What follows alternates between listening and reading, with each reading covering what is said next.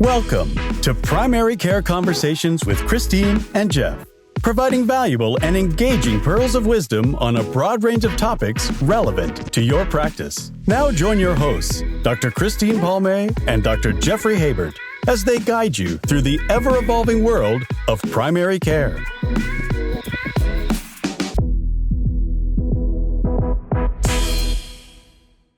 Okay, welcome everybody. Podcast number 4. Hi, Christine. How are you? What? Number 4. Happy New Year. Thank you. Same to you. And today we're here to talk about menopause. I have to mention that we're recording this on the NFL Conference Championship Sunday at 6 p.m. It is the end of the Washington-Philly game that I am missing, Christine. So I do not know what's going to happen, although Philly is killing them. Anyway, more important that I be here with you recording this podcast. Well, I appreciate it. I also asked you if it was the hockey championship, so clearly I'm not in the know, but we appreciate you for making time today. That is and good. I certainly do. And go Bills go tonight. Go Bills go. Okay, so today we have a lot to talk about with menopause. We just discussed that we may actually do this in 2 parts because we think there's so much to talk about. It's certainly a hot topic. And if you think back now, it all started with this Women's Health Initiative years ago. So let's go first, Christine. What would you tell your patient? What is menopause? Yeah, menopause is a moment in time, right? Menopause is when a patient looks at the calendar and says, my goodness, I haven't had my period for a year. It's a split second. And I'm very big on verbiage because I think that when we use perimenopause, postmenopause, menopause, people get confused. So to be correct, the period after you've lost your period for a year is called postmenopause, although some people say we should just say menopause because postmenopause implies that there's an end. Regardless, it's the time after. And the time leading up to that is perimenopause, when your hormones are up and down, left, right, and center. And I think we're going to save that big discussion for our next podcast because I have a lot to say about that. That's a bit about the verbiage, right? When people say they're menopausal, I often ask them to clarify, what does that mean? Are you still cycling? That doesn't mean that they're not in perimenopause, but it doesn't mean they're actually in the postmenopausal period. So I think we have to really clinch the verbiage because there's a lot of nonsense out there to begin with. And there's a lot of use of terms that make it even more confusing. And I agree. And I think it's confusing for patients because they'll often come in and say, hey, Jeff, I'm in menopause. I'm having these hot flashes.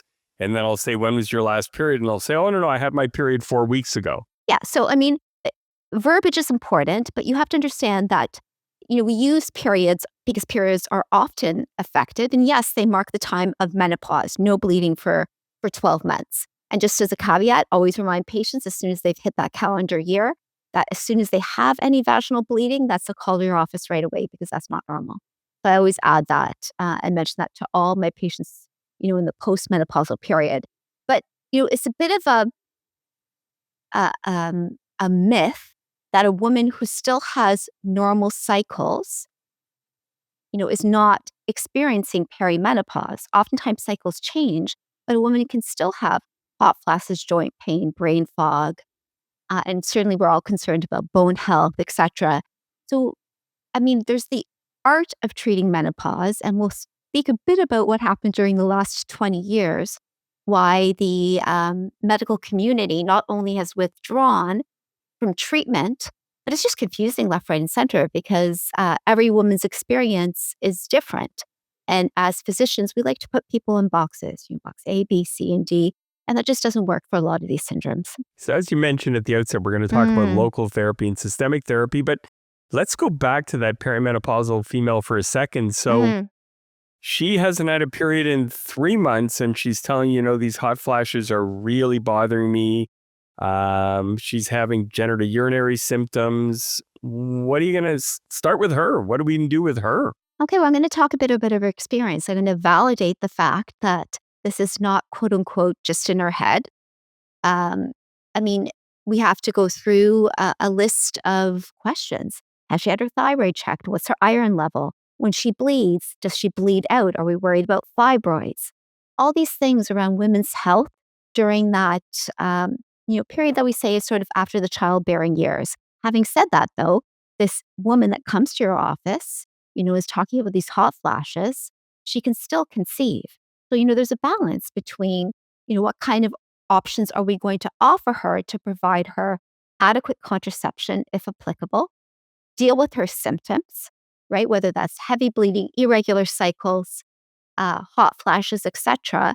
And what's lovely now is that we have a gamut of options that are just exploding, right?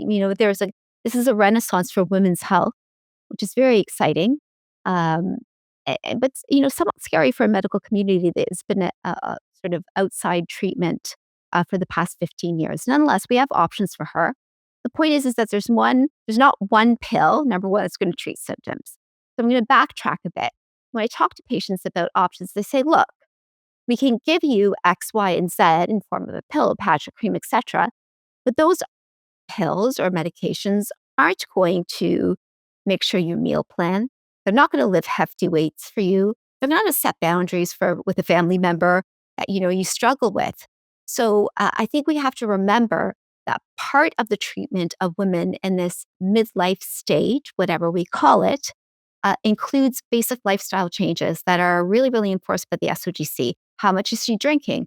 Has she decided to take up smoking, which I find is a big thing post-COVID? What is she doing for exercise? Is she lifting heavy weights? All those questions are part and parcel to treating her. But anyway, you have this woman, presumably perimenopausal. And I always tell patients, when you get your period, it's when you're getting your physical, when you're wearing white pants, or you're on vacation, inevitably. So that that unexpected bleed is always really frustrating. So we can talk to her. I'm just going to guess she's probably in her 40s. She probably maybe has some children at home, has finished her childbearing years. So a wonderful thing that is low risk to regulate cycles, and we'll talk more about this in the next episode too, is, an IUD. It's a perfect option if she can tolerate progesterone. It's sort of hassle-free in the sense that she doesn't have to take a pill at the same time every day, low risk, localized treatment. And she can definitely benefit from regulating cycles or not even getting a cycle. And in that woman in the sort of mid-40 range, it offers contraception, which she needs, but it also gives you a time period to sort things out. And Mirena, which is the higher dose progesterone IUD, is actually indicated as a counteracting to estrogen. So in a woman who's 45-ish, maybe start her on an IUD, and then we'll deal with the localized symptoms. And I say, look, at some point, if I add estrogen, the IUD itself is enough progesterone to push back because we want to, protect your endometrium. Presumably, she still has a uterus. If she doesn't have a uterus, she's obviously not bleeding, so a moot point. But point being, we don't actually need progesterone. So, she comes to you and she says she's having hot flashes, and she's having, what did you say? Vaginal dryness, like Dryness. pain with intercourse. Yeah. I'm going to segue into localized treatments now. So we now call those localized vaginal urinary syndromes. And we're starting to understand that it's not just vaginal, but the urinary tract is involved as well. We call them the genital urinary symptoms of menopause, GUSM. And there's an entire segment of the SOGC guidelines that are dedicated just to this. And what's lovely about treating these is that they're such low-risk treatments.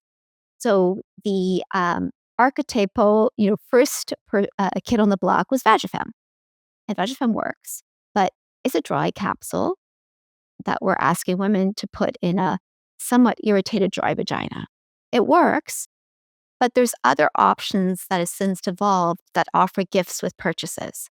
So we have an oral medication too, Asfina, but then we also have localized treatments that are lubricated and somewhat relieving because they're moisturize the vaginal vault as well as the labia. It's not just vagina, it's the actual labia too.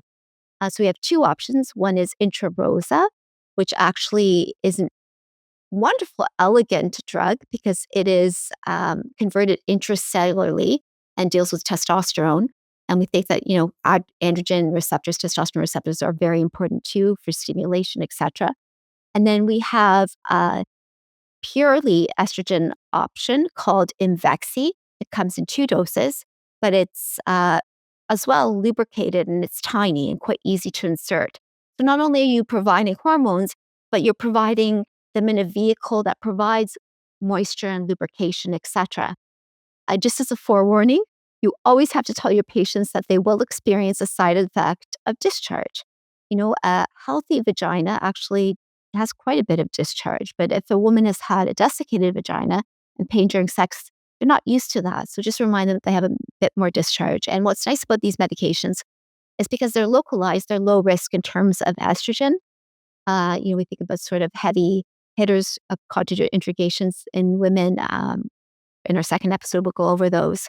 These are really local, they're low risk, they're easy. And for that woman that comes in and perhaps is having urinary symptoms, I don't know, I have all these patients that come in and you're always thinking they're having urinary tract infection, you do a culture, it's negative.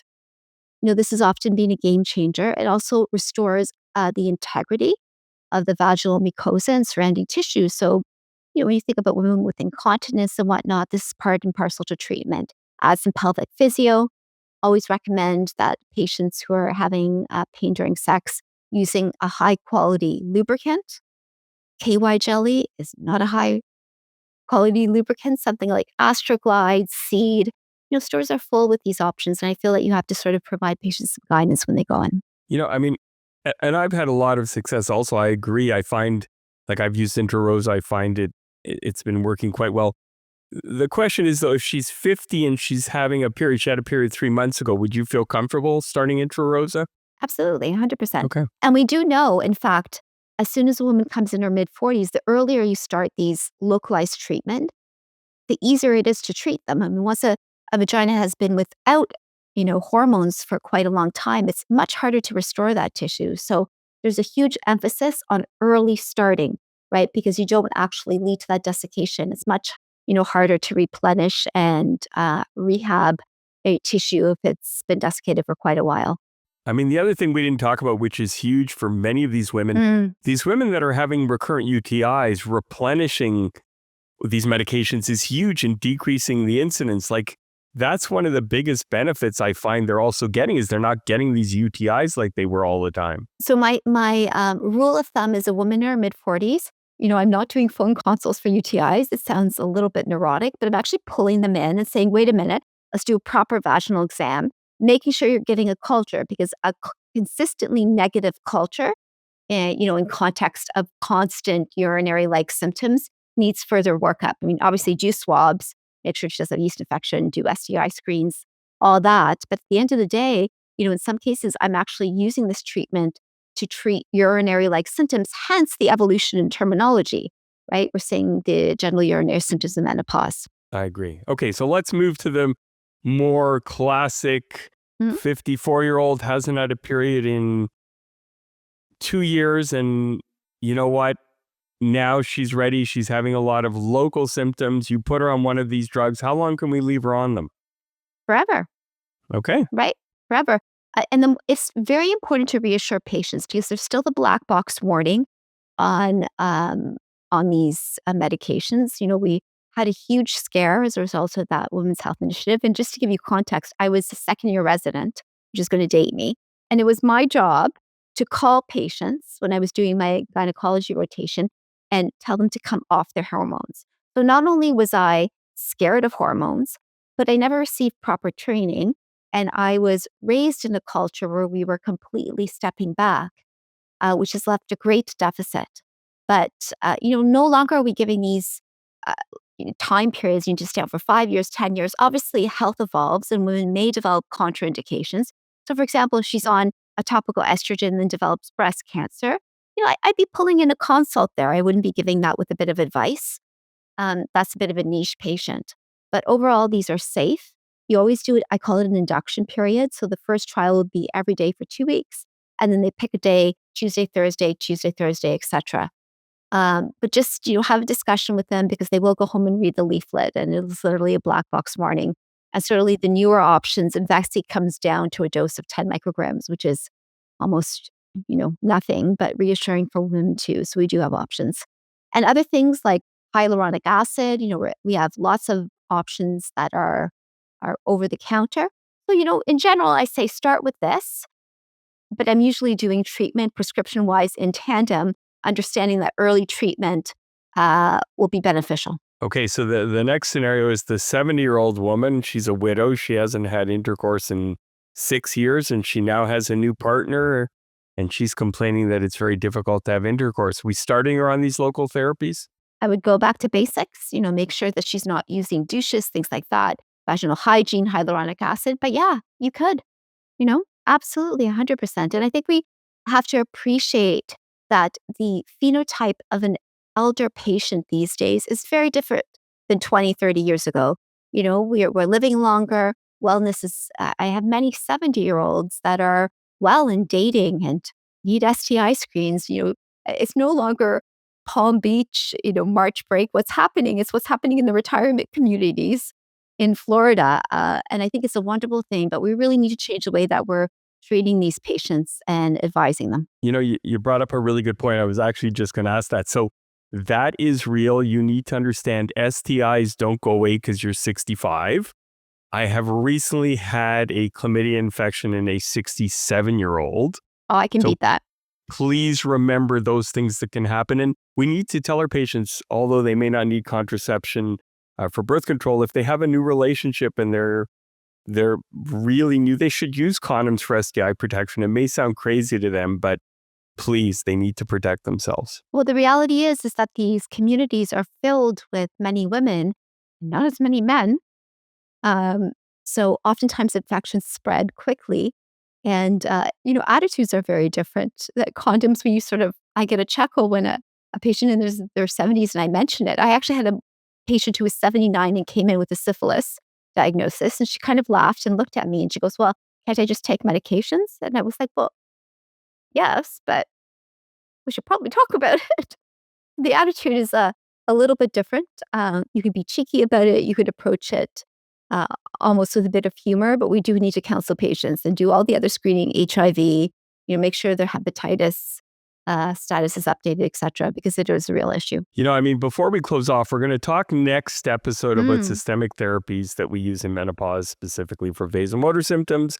We'll talk about bone health. We'll talk about cardiac health. But, before we close off, you mentioned it early on, and I was around, so I'm dating myself with the Women's Health Initiative. I really think it set back women's healthcare decades. It was, you look at it now, it's unbelievable what it did. Well, it literally shut the doors, closed the doors. There was nothing available. People, public was afraid, medical community was afraid, and the cohort of trainees, myself included, didn't get proper teaching. So any teaching that I've received has been self-directed out of pure interest.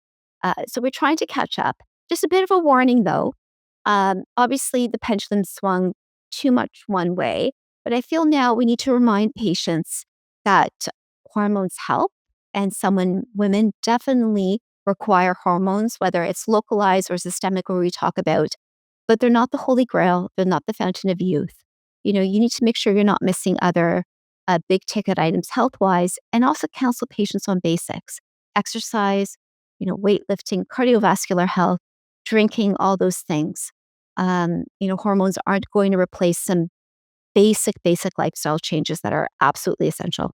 Okay, that's great. Okay, well, thank you everyone for joining us today. Christine, that was eye-opening and insightful as usual. It was great seeing you today. Thank you, everyone. Come back for our next episode where we'll talk about systemic therapies used in menopause. So thank you, everybody. And go Bills, go. Thank you. That was a good one.